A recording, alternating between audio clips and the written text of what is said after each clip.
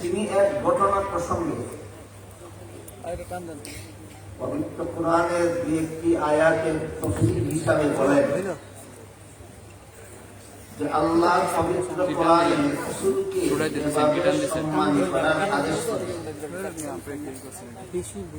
আলেমকেও হুবহু রাসূলের মতোই সম্মান করতে হবে। আমার কথা বুঝে থাকলে একটু দয়া করে বলুন তো, এটা কি আমার কথা ইবনে আব্বাসের কথা? ইবনে আব্বাসের সংক্ষিপ্ত পরিচয় আমি বলছি, রাসূলের আপন চাচাতো ভাই এবং এই উম্মতের সর্বশ্রেষ্ঠ মুফাসসিরের কথা। তিনি বলেন, পবিত্র কোরআনে আল্লাহ রাসূলকে যেভাবে সম্মান করার আদেশ করেছেন, আলেমকেও ঠিক রাসূলের মতোই সম্মান করতে হবে। এটা তো আমার কথা নয়, এটা রাইসুল মুফাসসিরিন হযরত আব্দুল্লাহ ইবনে আব্বাস রাদিয়াল্লাহু আনহুর কথা। এই কথার মধ্যে, তার এই উক্তির মধ্যে উম্মতের কারো দ্বিমত হয়নি, এখন দ্বিমত হওয়ার কথা না। আমাদের শুধু বোঝার ব্যাপার হলো কেন তিনি এই কথাটা বললেন। রাসূলকে যেভাবে সম্মান করার আদেশ করেছেন আল্লাহ কোরআনে, আলেমকে হুবহু সেভাবেই সম্মান করতে হবে। তার একমাত্র কারণ, নবী রাসূলগণ দুনিয়াতে আগমন করতেন দুনিয়াবাসী মানুষকে জাহান্নাম থেকে বাঁচার পথ দেখাতেন। কথাগুলি কি বুঝতে কঠিন হয়? নবী রাসূলগণ দুনিয়াতে আগমন করতেন দুনিয়াবাসী মানুষকে জাহান্নাম থেকে বাঁচার পথ দেখাতেন। আমাদের নবী শেষ নবী হওয়ায়, যেহেতু কিয়ামত পর্যন্ত আল্লাহ আর কাউকে নবী বানাবেন না, তাই শেষ নবী দুনিয়া থেকে বিদায় হওয়ার পর দুনিয়াবাসীকে জাহান্নাম থেকে বাঁচার পথ দেখাবার আর কোনো দরকার নাই। তাহলে কাজটা করবে কে? এখন তো নবী নাই, একমাত্র আল্লাহ। নবীগণের যুগে নবীগণ যেই দায়িত্ব পালন করেছেন, সেই দায়িত্ব নবীর অবর্তমানে কিয়ামত পর্যন্ত একমাত্র আলেমগণ পালন করবে। তাই নবীগণের যেই দায়িত্ব ছিল আলেমগণের যেহেতু সেই দায়িত্ব, এই জন্য ইবনে আব্বাস বলেন, নবীকে যেভাবে সম্মান করার আদেশ করেছেন আল্লাহ কোরআনে, আলেমকেও সেভাবেই সম্মান করতে হবে। যেমন আমি রাসূল করিম সাল্লাল্লাহু আলাইহি ওয়াসাল্লামের একটি হাদিস আপনাদের সামনে তিলাওয়াত করছি। তাতে রাসূল বলেন, কুন আলিমান, তুমি আলেম হও। এটা হলো তোমার জন্য জাহান্নাম থেকে বাঁচার এক নম্বর পথ। আলেম হওয়া তোমার জন্য জাহান্নাম থেকে বাঁচার এক নম্বর পথ। তারপরে রাসূল বলেন, তোমার যদি আলেম হওয়ার সুযোগ না থাকে, অধিকাংশ মুসলমানেরই তো আলেম হওয়ার সুযোগ থাকে। বিভিন্ন মুসলমান বিভিন্ন পেশা নিয়ে জীবনভর ব্যস্ত থাকার কারণে অধিকাংশ মুসলমানেরই আলেম হওয়ার সুযোগ থাকে। তাই যাদের আলেম হওয়ার সুযোগ নাই, তাদের উদ্দেশ্যে রাসূল বলেন, আও মুতাআল্লিমান, আলেমের ছাত্র হও। আলেম হওয়ার সুযোগ যদি তোমার না থাকে, তাহলে তুমি আলেমের ছাত্র হও। এটা তোমার জন্য জাহান্নাম থেকে নাজাতের 2 নম্বর পথ। যেভাবে আলেম হওয়ার সুযোগ থাকে না অনেকেরই, তেমনি ভাবে আলেমের ছাত্র হওয়ার সুযোগও তো অনেকেরই থাকে না। তার জন্য রাসূল বলেন, আও মুস্তামিআ, তোমার যদি আলেমের ছাত্র হওয়ার সুযোগ না থাকে, তাহলে তুমি আলেমের কথা মনোযোগে শোনো। মনোযোগে শোনো মানে হলো আলেমের কথা মতো কাজ করো, আলেমের কথা মতো। সংসারের কাজ করতে হলো কিভাবে করলে শুদ্ধ হবে, কিভাবে করলে অশুদ্ধ হবে, কিভাবে করলে হালাল হবে, কিভাবে করলে হারাম হবে, সেটা আলেমের কাছ থেকে শুনে করো। ধর্মের কাজ করলেও কিভাবে করলে সহি হবে, কিভাবে করলে গলত হবে, সেটা আলেমদের কাছ থেকে শুনে শুনে। সুতরাং আলেমের কথা শোনো, কথার মর্ম হলো আলেমের কথা মতো জীবনের সকল কাজ করো। এটা তোমার জন্য জাহান্নাম থেকে বাঁচার 3 নম্বর পথ। 1 নম্বর পথ হলো নিজে আলেম হওয়া, সুযোগ না থাকলে 2য় পথ হলো আলেমের ছাত্র হওয়া, সেই সুযোগও না থাকলে 3 নম্বর পথ হলো আলেমের কথা মতো সকল কাজ করা। যেই কাজকে আলেমরা হালাল বলেন সেটা করা, যেই কাজকে আলেমরা হারাম বলেন সেটা না করা। এইভাবে আলেমের কথা মতো চলা, এটা হলো সর্বস্তরের মুসলমানদের জাহান্নাম থেকে বাঁচার 3 নম্বর পথ। তারপরে রাসূল বলেন, তোমার যদি আলেমের কথা শোনার মতো সুযোগ না থাকে, কথা শোনার মতো সুযোগ থাকে না কখন? ধরুন কথার কথা এক ব্যক্তি 20 বছর 30 বছরের জন্য অথবা আজীবনের জন্য জেলখানায় বন্দী হয়ে যায়, আলেমের কাছে যেতেও পারে না, আলেমের কথাও শুনতে পারে না। এই যুগে তো আলেমের কথাও মনোযোগে শোনার সুযোগ নেই। এমন লোকের জন্য আল্লাহ রাসূল বলেন, আও মুহিব্বান, তুমি আলেমকে মহব্বত করো। এটা তোমার জন্য জাহান্নাম থেকে নাজাতের 4 নম্বর। তাহলে যে আলেমও হতে পারলো না, আলেমের ছাত্রও হতে পারলো না, আলেমের কাছে কথা শোনার জন্য যেতেও পারলো না, তার জন্য জাহান্নাম থেকে বাঁচার 4র্থ পথ হলো তুমি আলেমকে মহব্বত করো। এরপরে রাসূল বলেন, ওয়ালা তাকুন খামিসান, কিন্তু সাবধান, তুমি 5ম পথ অবলম্বন করো। কথা বুঝে থাকতে বলুন তো, আলেমকে মহব্বত করা যদি 4র্থ পথ হয়ে থাকে জাহান্নাম থেকে বাঁচা, তাহলে 5ম পথটা কি হবে? হ্যাঁ, একজন মাত্র বললেন। সবাই একটু বোঝার চেষ্টা করুন, আলেমকে মহব্বত করা যদি জাহান্নাম থেকে বাঁচার 4র্থ পথ হয়ে থাকে, তাহলে 5ম পথটা কি হবে? আল্লাহ রাসূল বলেন, ওয়ালা তাকুন খামিসান, সাবধান, 5ম পথের প্রতি হইবা না। তাহলে তোমার কপালে ধ্বংস ছাড়া কিছু নয়। আলেমকে যদি অন্তর দিয়ে মহব্বতটুকু করতে না পারো, তাহলে তোমার কপালে ধ্বংস ছাড়া কিছু নাই। মুফাসসিরিনে কেরাম আলেমকে মহব্বত করলে নাজাতের ব্যবস্থা হয়, আর আলেমকে মহব্বত করতে না পারলে ধ্বংস ছাড়া কপালে কিছু নাই। এই কথাটা বোঝাবার জন্য মিশরের রাজা এবং রানী ঘটনা আছে। মিশরের রাজা ছিল ফেরাউন আর রানী ছিল বিবি আসিয়া। শিশু মুসাকে তুলে নিয়ে বিবি আসিয়া ফেরাউনের কাছে গিয়ে বললেন, স্বামী স্ত্রী তো, ফেরাউন আর আসিয়া স্বামী স্ত্রী। বিবি আসিয়া শিশু মুসাকে তুলে নিয়ে ফেরাউনের কাছে গিয়ে বললেন, এই শিশুটাকে আমার মহব্বত লাগে, আমি লালন পালন করতে চাই।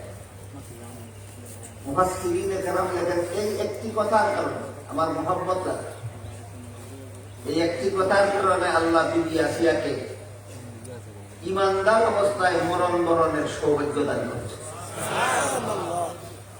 বিবি আসিয়া যখন বলেছিলেন এই শিশুটাকে আমার মহব্বত লাগে, সাথে সাথে ফেরাউন বলেছিল তোমার মহব্বত লাগতে পারে, আমার মহব্বত লাগে না। মুফাসসিরিনে কেরাম লেখেন, এই একটা কথার কারণে আমার মহব্বত লাগে না, এই একটা কথার কারণে মরণ কালে পর্যন্ত ফেরাউনের ঈমান নসিব হয় না। অনেক লম্বা ঘটনা, খুব 1 সাগর পানিকে 1 লুটার মধ্যে ঢুকিয়ে দেওয়ার মতো করে বলেছি। অনেক লম্বা ঘটনা, আমি 1 মিনিটে বলছি। শিশু মুসা সম্পর্কে বিবি আসিয়া বলেছিলেন আমার মহব্বত লাগে, এই জন্য ইমানদার অবস্থায় মরণ নসিব হয়েছে। সাথে সাথে ফেরাউন বলেছিল আমার মহব্বত লাগে না, এই জন্য বেঈমান অবস্থায় মরণ হয়েছে। ইবনে আব্বাস কি বলেছিলেন নবীর বেলায় যেই কথা, মনে নাই? কি বলেছিলেন? নবীর বেলায় যেই কথা, আলেমের বেলায় সেই কথা। সুতরাং আলেমের প্রতি যার অন্তরে মহব্বত থাকবে, বিবি আসিয়ার মতো ইমানদার অবস্থায় মরণ হবে। আলেমের প্রতি যার মহব্বত থাকবে না, আলেমের প্রতি যার অন্তরে মহব্বত লাগবে না, ফেরাউনের মতো বেঈমান অবস্থায় মরণ হবে, কোনো সন্দেহ নেই।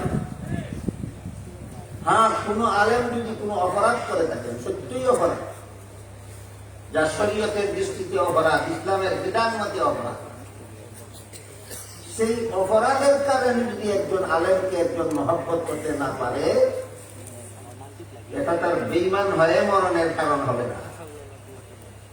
কিন্তু আলেম কোরআনের কথা বলার কারণে, হাদিসের কথা বলার কারণে, কোন আলেম আল্লাহর কথা, আল্লাহ রসুলের কথা বলার কারণে, কোন আলেম ইসলামের বিধানের কথা বলার কারণে সেই আলেমের প্রতি যার অন্তরে ঘৃণার সৃষ্টি হবে, সেই আলেমের প্রতি যারা বিশুদ্ধার করবে, সেই আলেমকে যারা তিরস্কার নিন্দাবাদ করবে, আল্লাহ রসুল বলেন, পাতাহলি, তোমার কপালে ধ্বংস ছাড়া কিছু নাই, তোমার কপালে ধ্বংস ছাড়া আর কিছু নাই।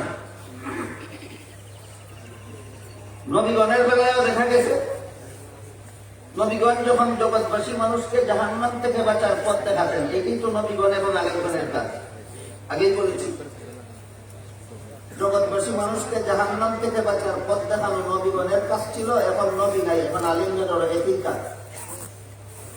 নবীগণ যখন সমাজের মানুষকে জাহান্নাম থেকে বাঁচার পথ দেখাতেন, এটা কি দুশ্মনী করতেন না হিতাকাঙ্ক্ষা? মানুষকে জাহান্নাম থেকে বাঁচার পথ দেখানি কি শত্রুতামি না বন্ধুত্ব? নবীগণ যখন সমাজের মানুষকে জাহান্নাম থেকে বাঁচার পথ দেখাতেন, তখন সমাজের কিছু লোক নবীগণের বিরুদ্ধে দুশ্মনী শুরু করে দিল। হযরত ইব্রাহিম আলাইহিস সালামের ঘটনা আপনারা জানেন। নমরুদকে জাহান্নাম থেকে বাঁচার পথ দেখালে নমরুদ ইব্রাহিমকে অগ্নিকুণ্ডে নিক্ষেপ করল। কোন কারণে? ইব্রাহিম আলাইহিস সালাম নমরুদের সম্পত্তি দখল করেছিলেন, রাজত্ব নিয়ে যেতে চেয়েছিলেন, কোন ধন সম্পদ নিয়ে যেতে চেয়েছিলেন? ইব্রাহিম আলাইহিস সালাম নমরুদের মাথায় লাঠি দিয়ে আঘাত করেছিলেন না তাকে জাহান্নাম থেকে বাঁচাতে চেয়েছিলেন? ইব্রাহিম নমরুদকে জাহান্নাম থেকে বাঁচাতে চাইলেন, আর সেটাকে এই অপরাধে অগ্নিকুণ্ডে নিক্ষেপ করে। হযরত মুসা আলাইহিস সালাম ফেরাউনকে জাহান্নাম থেকে বাঁচার পথ দেখালেন। ফেরাউন তার পূর্ণ সেনাবাহিনী নিয়ে হযরত মুসা আলাইহিস সালামকে তার বংশধর সহ জমিনের বুক থেকে মুছে ফেলার জন্য হামলা করে বসে। আল্লাহর কুদরতি ব্যবস্থায় আল্লাহ মুসা আলাইহিস সালামকে এবং তার কওমকে রক্ষা করলেন এবং ফেরাউনকে তার সেনাবাহিনী সহযোগিতা করলেন। মুহাম্মদুর রাসূলুল্লাহ সাল্লাল্লাহু আলাইহি ওয়াসাল্লাম আবু জাহালের মাথায় লাঠি আঘাত করেছিলেন। আবু জাহালের বাড়িঘর দখল করে ফেলেছিলেন। আবু জাহালের সর্দারি যখন দখল করতে চেয়েছিলেন, তাকে জাহান্নাম থেকে বাঁচার পথ দেখিয়েছিলেন। এই অপরাধে কি করেছিল? ৯৫০ সন্ত্রাসী নিয়ে মদিনার পথে রওনা হলো, হামলা করে মুহাম্মদুর রাসূলুল্লাহ সাল্লাল্লাহু আলাইহি ওয়াসাল্লামকে দুনিয়ার মুখ থেকে মুছে ফেলেন। নবীগণের ইতিহাস থেকে এই কথা পরিষ্কারভাবে আমরা জানতে পারি। নবীগণ যেভাবে সমাজের মানুষকে জাহান্নাম থেকে বাঁচার পথ দেখাবার অপরাধে নমরুদ মার্কা, ফেরাউন মার্কা, আবু জাহাল মার্কা লোকেরা নবীর বিরুদ্ধে দুশ্মনী করেছিল, ঠিক তেমনি ভাবে আলেমগণ যখন সমাজের মানুষকে জাহান্নাম থেকে বাঁচার পথ দেখান, তখন এই সমাজে যে সমস্ত লোক নমরুদ মার্কা, ফেরাউন মার্কা, আবু জাহাল মার্কা লোক থাকে, এরাও আলেমগণের বিরুদ্ধে শত্রুতামি শুরু করে না। এদের মার্কা খুব পরিষ্কার। আলেমগণের মার্কা হইল ইব্রাহিম মার্কা, আলেমগণের মার্কা হইল মুসা মার্কা, আলেমগণের মার্কা হইল মুহাম্মদ মার্কা। আর আলেমগণের দুশ্মনীতে যারা লিপ্ত হয়, এদের মার্কা হইল নমরুদ মার্কা, ফেরাউন মার্কা, আবু জাহাল মার্কা। দুইটা পক্ষের মার্কা পরিষ্কার বুঝতে পেরেছেন?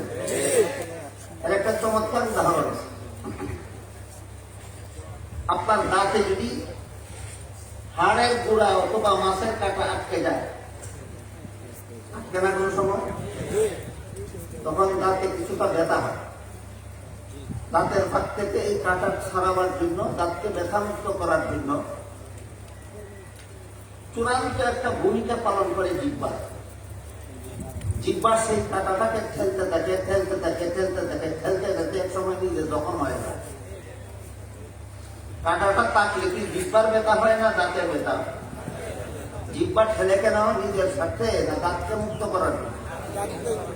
যেমন ভাবে দাঁতকে ব্যথা মুক্ত করার জন্য জিহ্বা ঠেলে, জিহ্বার কোনো স্বার্থ নেই। ঠিক তেমনি ভাবে সমাজের মানুষকে জাহান্নাম থেকে মুক্ত করার জন্য আলেমগণ কোরআন হাদিসের কথা বলে। এদের নিজেদের কোনো স্বার্থ নেই।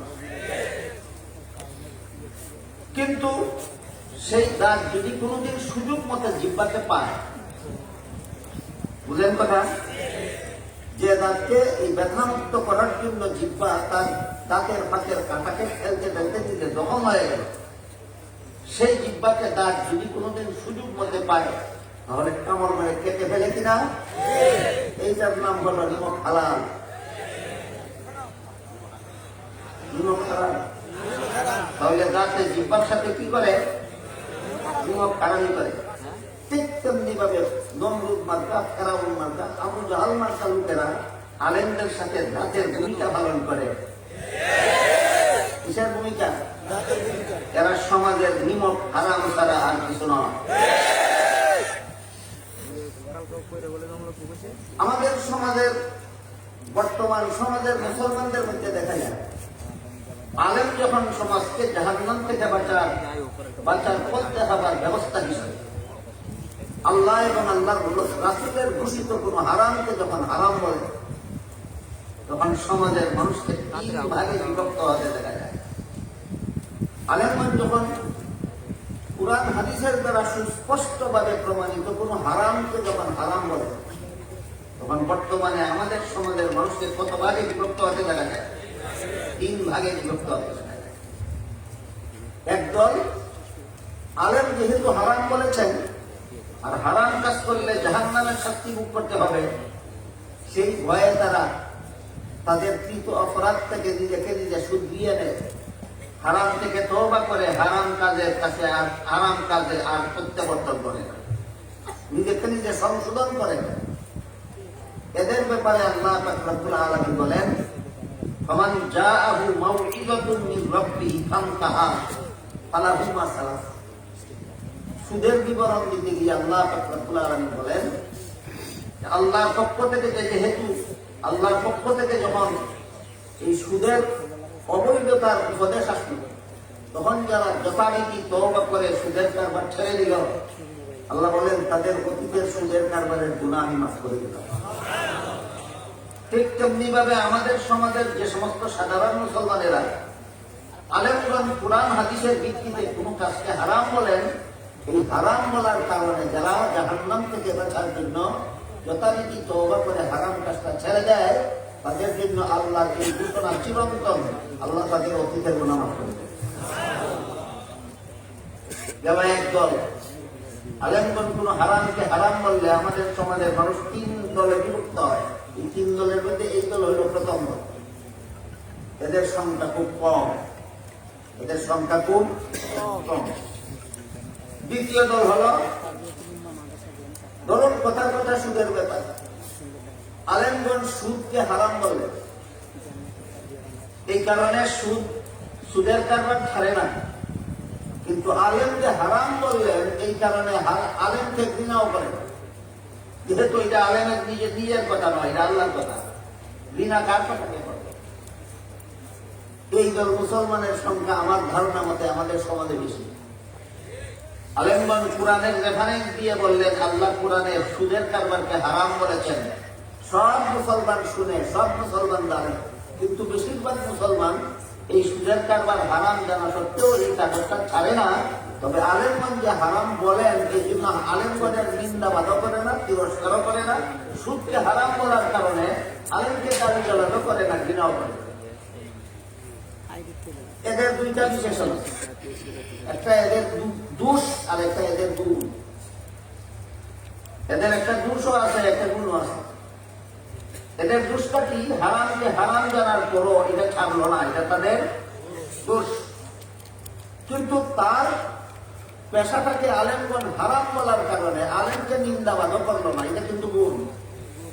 আলেমকে যে তিরস্কার করলো না হারামকে হারাম বলার কারণে, এটা কিন্তু তার গুণ, বিরাট বড় গুণ। আমাদের বুঝার ব্যাপার তার দোষের পরিণতি কি আর গুণের ফলাফলটা। তুমি সুদের কারবার হারাম জানার পরও তুমি সুদের কারবার ছাড়নি, এই দোষের কারণে তোমাকে জাহান্নামে যেতে হবে। কিন্তু আলেমকে ঘৃণা করনি, তোমার ঈমান হেফাজত করেছ। আলেমকে ঘৃণা করলে, আলেমকে নিন্দা করলে, আলেমকে তিরস্কার করলে, কুরআন হাদিসের পর কথা বলার কারণে আলেমকে গালিগালাজ করলে, সেই গালিগালাজ আলেমকে করা হয় না, সেই গালিগালাজ আল্লাহ এবং আল্লাহ রাসূলকে করা হয়। এই জন্য আলেমকে গালি দিলে ঈমান ধ্বংস হয়ে যায়। সে আলেমকে গালিগালাজ না করে ঈমানকে রক্ষা করলো। এই জন্য সুদের কারবার না ছাড়ার কারণে জাহান্নামে গেলেও এক সময় তার জাহান্নামের শাস্তি শেষ হয়ে জাহান্নাম থেকে মুক্ত হয়ে যায়। যে লোকে সুদ হারাম আলেমের মুখে শুনলো, সুদ হারাম জানার পরেও সুদের কারবার ছাড়লো না, আলেমকে ঘৃণাও করলো না, তার একটা দোষ আছে, একটা গুণ আছে। দোষের কারণে জাহান্নামে যেতে হবে, আর আলেমকে ঘৃণা না করার কারণে একদিন জাহান্নাম থেকে মুক্ত হয়ে যাবে। আলেমকে পুরস্কার না করার কারণে একদিন জাহান্নাম থেকে মুক্ত হয়ে যাবে। দ্বিতীয় দল, আমাদের সমাজে এই দ্বিতীয় দলের সংখ্যা বেশি। আমাদের সমাজে দ্বিতীয় দলটার সংখ্যা বেশি।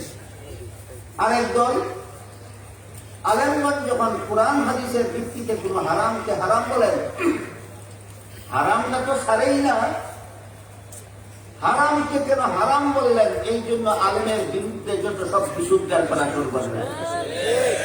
আলেমদেরকে নিন্দাবাদ, তিরস্কার, গালিগালাজ মন্দ বলা শুরু করে দেয়। এই গালিগালাজের দ্বারা তাদের ঈমান ধ্বংস হয়ে যায়।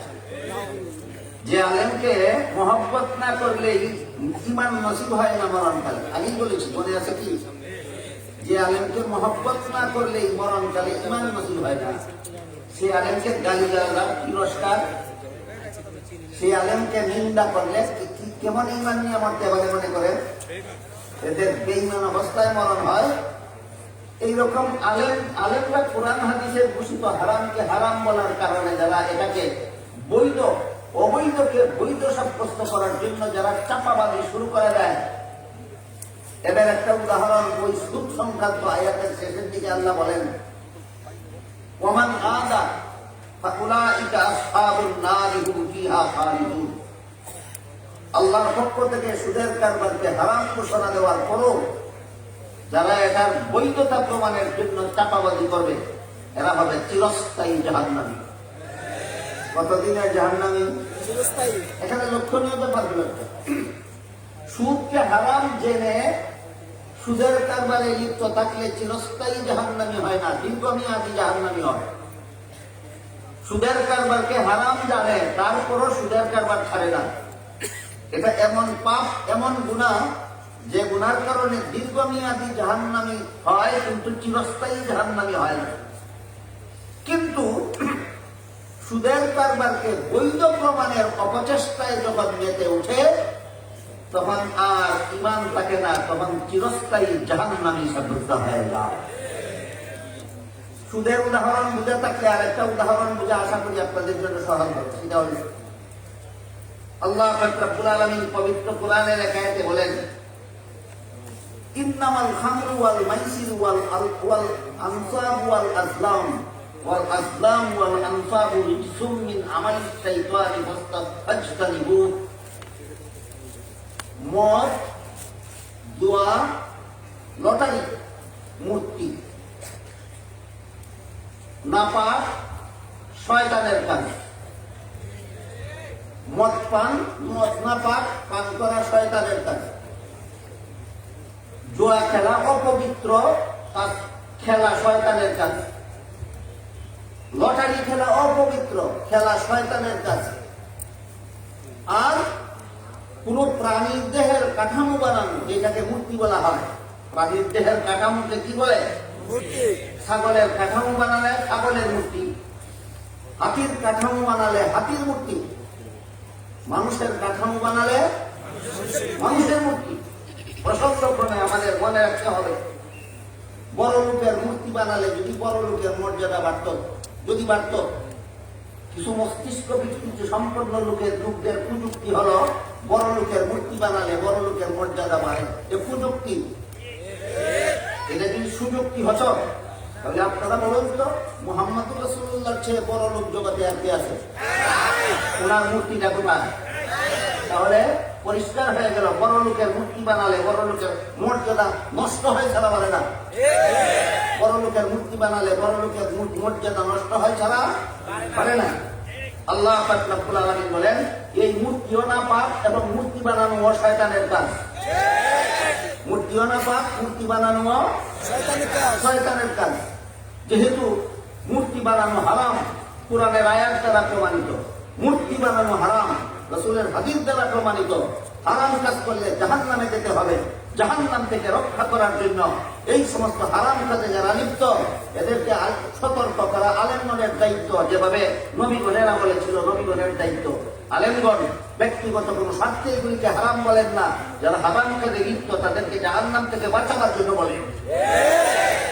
কিন্তু এরপরে এই কথা বলার কারণে, মূর্তি বানানি হারাম বলার কারণে যদি আলেমের বিরুদ্ধে চেপে যায়, তাহলে সুদের কারবারকে হারাম বলার কারণে আলেমকে গালিগালাজ করলে যেমন ভাবে চিরস্থায়ী জাহান্নামী, মূর্তিকে হারাম বলার কারণে আলেমগণকে গালিগালাজ করলে মরণের আগে আলেমের কাছে মরছে, আল্লাহর কাছে তওবা না করে পড়লে চিরস্থায়ী জাহান্নামী অবস্থায় বানানো।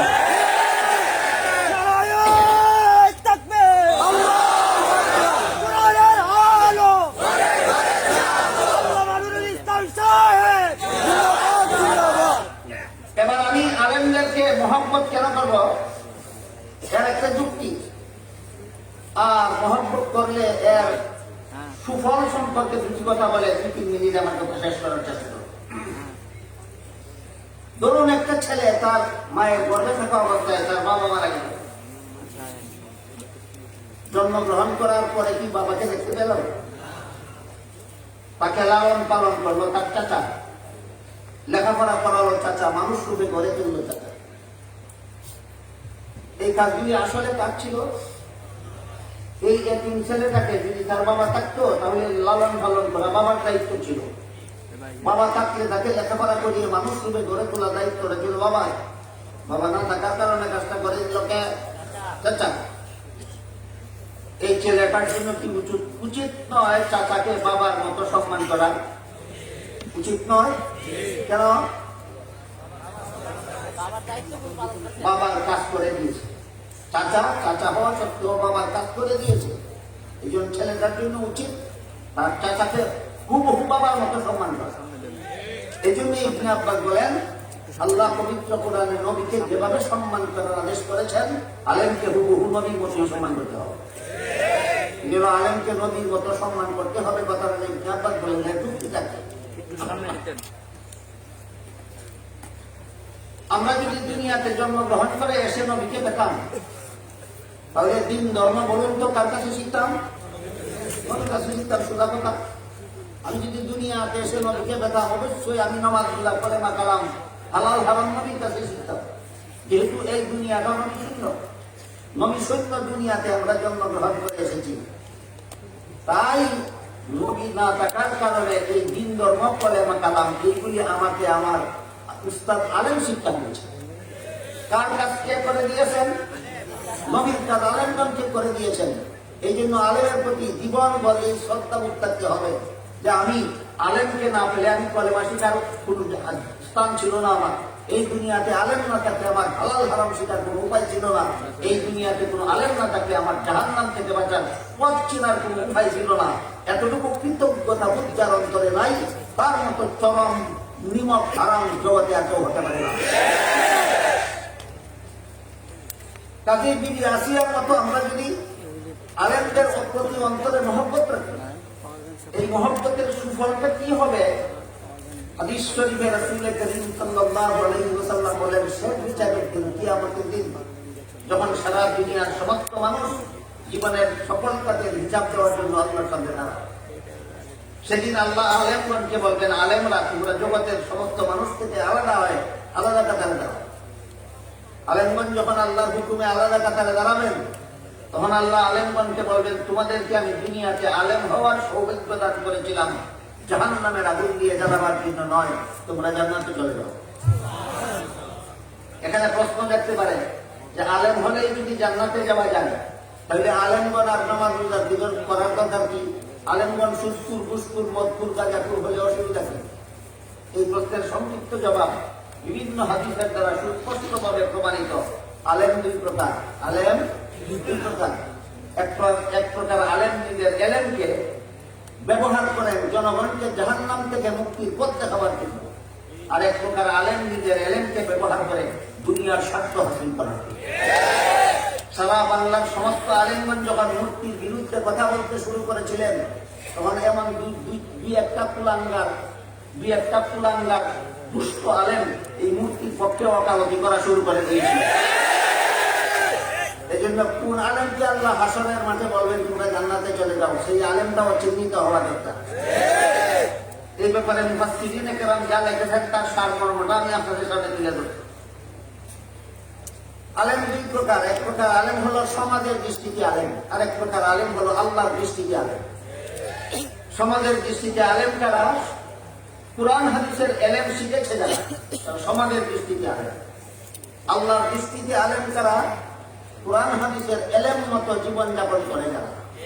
ব্যবধান হইল কি? কুরআন হাদিসের এলেম শিখলেই সমাজের লোকে আলেম বলে, আর এলেম মতো জীবনযাপন করলে আল্লাহ আলেম বলে। এলেম মতো যারা জীবনযাপন করতে চায় এরা হারামকে হারাম বলে, আর শুধুমাত্র এলেম শিখেছে এলেম মতো যারা জীবনযাপন করতে চায় না, এরা হারামের পক্ষে ওকালতি করে। আলেমের বিরুদ্ধে যারা দুশ্মনী করে তাদের পক্ষে দালালি করে। এই সমস্ত দালালদেরকে আল্লাহ হাসরের মাঠে জান্নাতে যাও বলবেন না, বলবেন এই দালাল আলেম দালাল মৌলবীরা জাহান্নামে যাও। আরো পরিষ্কার হাদিস আছে, এক হাদিসে উল্লেখ আছে, আমি হাদিসের শেষের অংশটা বলব। হাদিসের শেষের অংশে উল্লেখ আছে আল্লাহ এক শ্রেণীর আলেমকে হাসরের মাঠে জিজ্ঞাসা করবেন, তুমি কি করেছ দুনিয়াতে? বলবে এলেম প্রচার করেছি। আল্লাহ ফেরেশতাকে বলবেন এই আলেমের পায়ে জিঞ্জির দিয়ে বাঁধো, উল্টা হেসিয়ে জাহান্নামে দিয়ে দাও। আলেম আল্লাহর কাছে জানতে যেতে, আমার কি অপরাধ? আমি এলেম শিখেছি, তোমার বান্দাদের কাছে এলেম প্রচার করেছি, জাহান্নামে যাবো কেন? আল্লাহ পাক রব্বুল আলামিন বলেন, তুমি এলেম প্রচার করেছো আমার বান্দাদের কাছে, বান্দাদেরকে জাহান্নাম থেকে বাঁচাবার জন্য নয়, তুমি বান্দাদের কাছে জনপ্রিয় হওয়ার জন্য কাজটা করেছিলে। কি করেছে? কি জন্য? বান্দাদেরকে জাহান্নাম থেকে বাঁচাবার জন্য এলেম প্রচার করেছিল, না বান্দাদের কাছে সুপ্রিয় হওয়ার জন্য?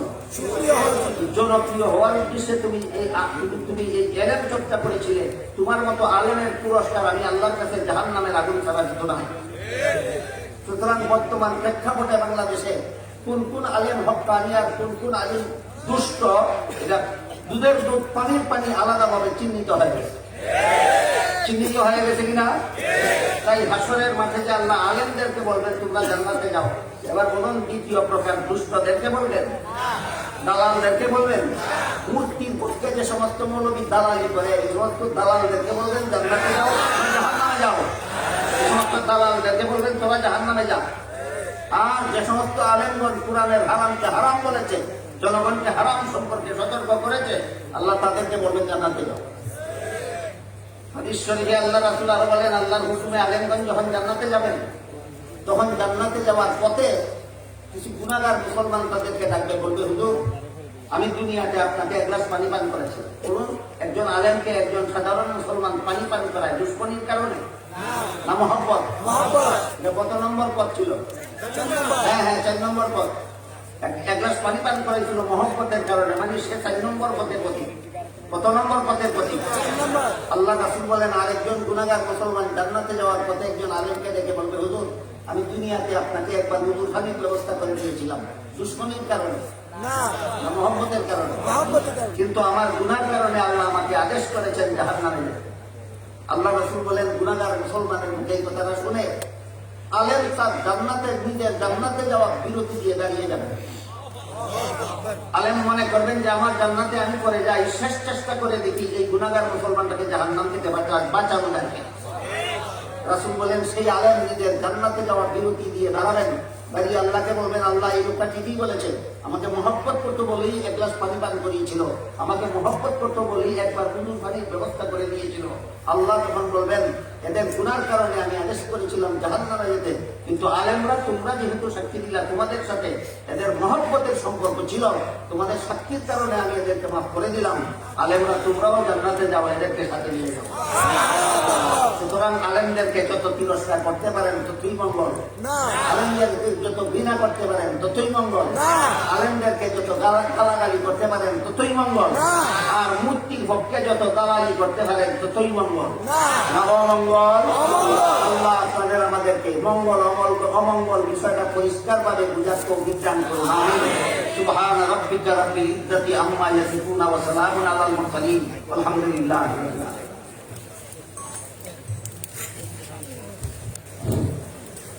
সকলে বসেন, বসেন, কেউ দাঁড়াবেন না, সবাই যার যার জায়গায় স্থির হন, বসেন।